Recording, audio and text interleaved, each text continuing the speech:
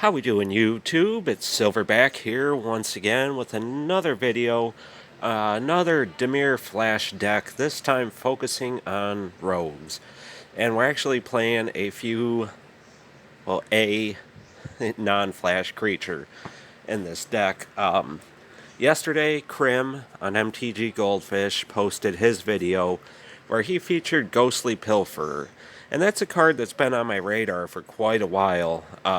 Seeing as how Dimir Flash was playing a lot of rogues anyway, I kept looking at Pilferer, and man, it does a lot, and it does a lot of good things. It's been on my radar, but I never took the plunge to give it a test run or anything. And after seeing the performance it gave him yesterday, I had to build around it. So basically, this is Dimir Flash Rogues. I took Slitherwisp completely out. Which is a key component to Dimir Flash, but I'll tell you, initially he was in the first build, and a lot of my issues was not having that double black. And I'm even using a mana base with equal amounts blue and black, but sometimes you just don't get the double black right away, and Slitherwisp sits there, and it's just a dead card.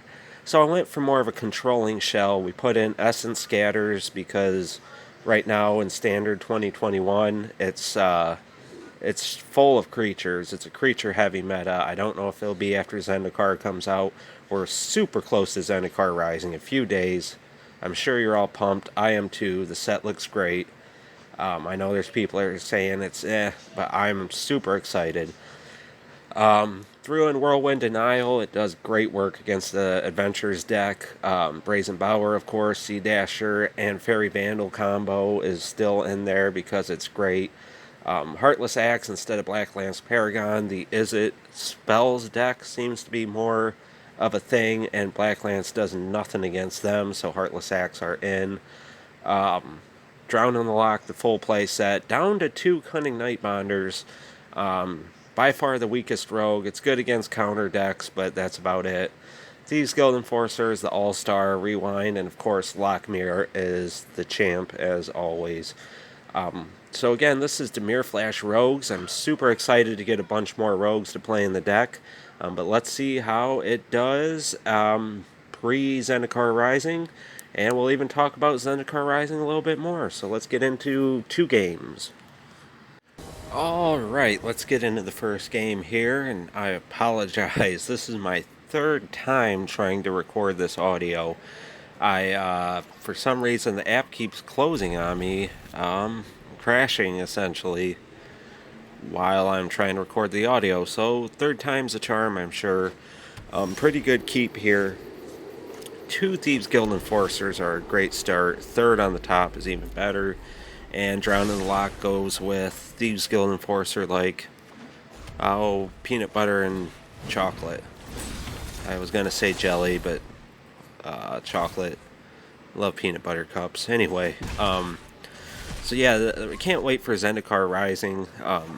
The deck is about to evolve again. As I think I've mentioned before, this deck initially started as a budget Dimir Mutate deck. Ran things like Stonecoil Serpent. It ran Baby Godzilla. A lot of things to give hexproof and protect creatures to fairies. Not Kaya's Ghost form, but the Teferi spell that did a similar thing. It exiled your mutate stack and brought everything in independently. Things like that. It was a fun deck, and after a while I included Slitherwisp as a mutate target. And here we avoid a Bone Crusher Giant Stomp.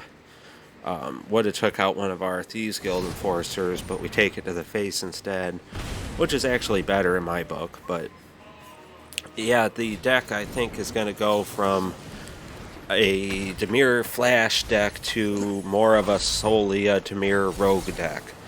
And one thing is, this is kind of version 2 of the Dimir Rogue deck.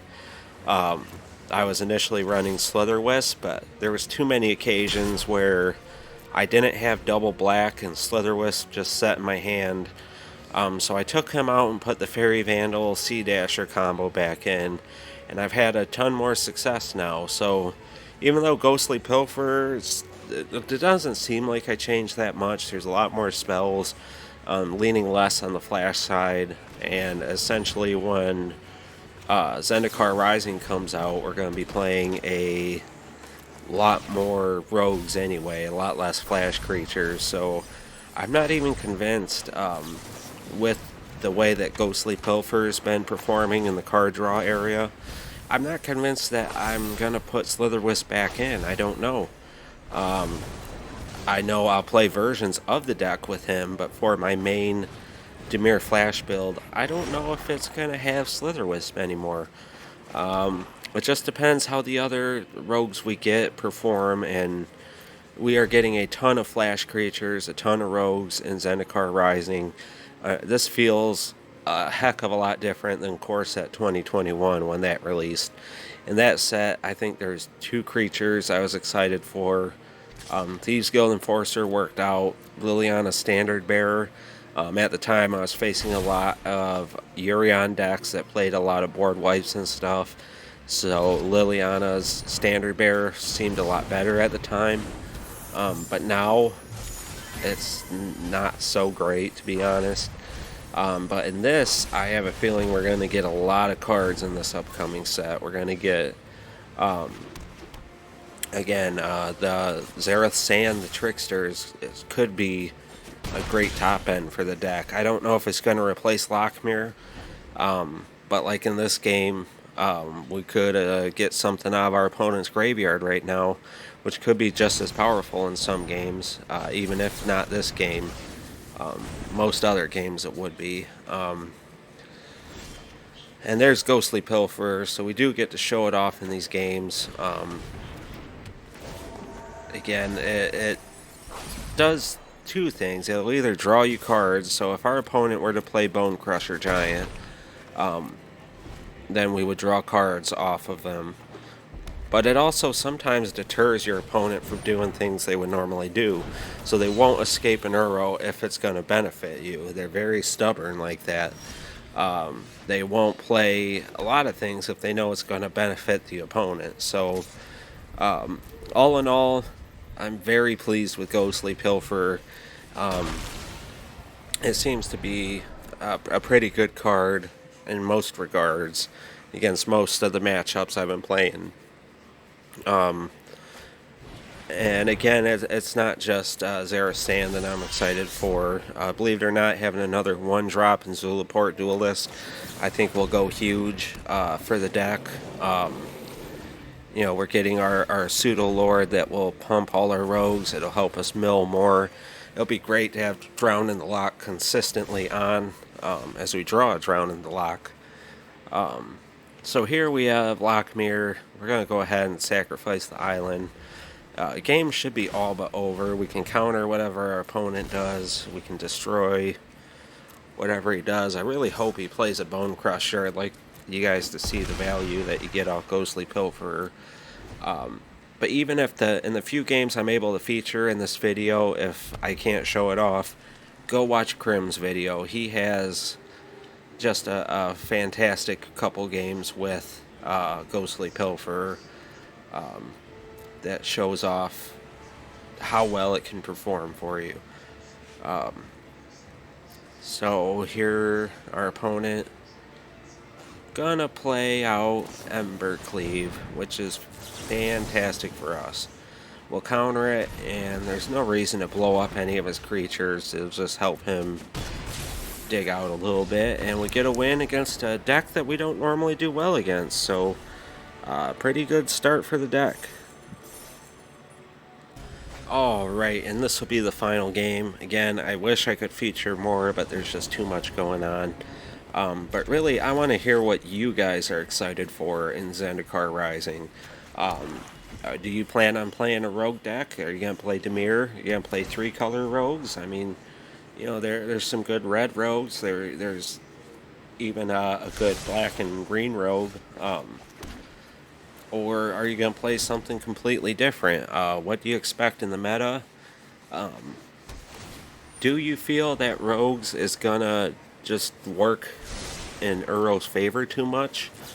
I mean, again, I hear that argument over and over again, and I think it can be circumvented. I don't think Uro and feeling that strategy is a huge deterrent for not playing the deck. I got to be honest, but you know, maybe I'm wrong. Maybe I'm being too optimistic. But I would love to hear what you guys are excited to play and see coming up in the new meta and with Zendikar Rising. I'm not sure if pre-release is going on for me locally or not. I sure hope so. I haven't done pre-release since Theros. Theros Beyond Death was the last one I played in. And our opponent's in the adventure deck right here. It should commentate on the game a little bit, I suppose. He lets us wipe out his card advantage engine, so I imagine he must have something here. Stomp or something of the such. This is a game that Ghostly Pilferer would be excellent in. And we're going to lose most of our board here, which is not ideal. I could have played out another Sea-Dasher before the stomp's finished, but I wanted to see what else our opponent was going to do. And really, if we can wipe out another one of his card draw engines with ours, we're perfectly fine with that. And we have Lochmere mana coming up as well, so things looking pretty decent for us right now.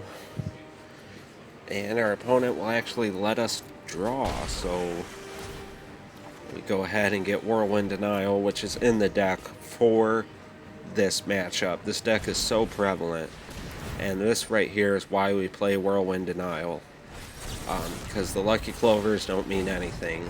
You know, we just went ahead and got rid of, you know, his opportunity to get a lot more lands there and then play out a huge threat later. So here we'll try to draw another card. We'll see what our opponent wants to do. And that's fine, because that'll fuel our Drown in the Loch. So now he has 4 cards in the graveyard. He has 5 mana. Really not much he can do to get out of this. Plays Bone Crusher. We'll go ahead and counter it.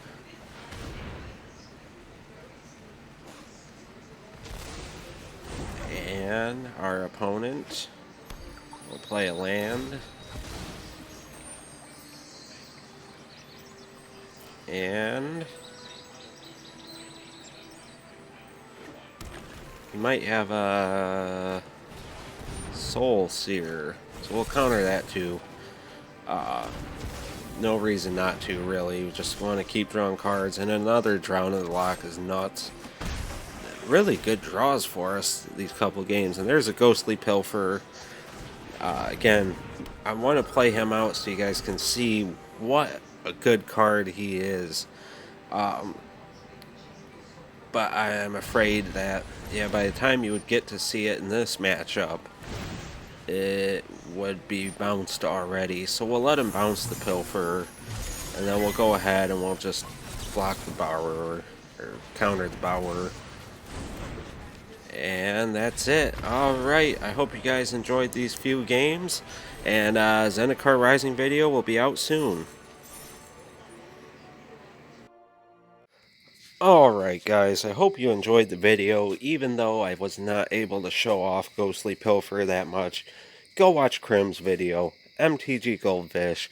I'm sure if you're watching my stuff, you've probably seen their stuff, but there's a lot better examples in there. I wish I could play more games, get more footage, but I gotta get up, go to work, make some money so I can get those Zendikar Rising cards and make more videos when I got the time.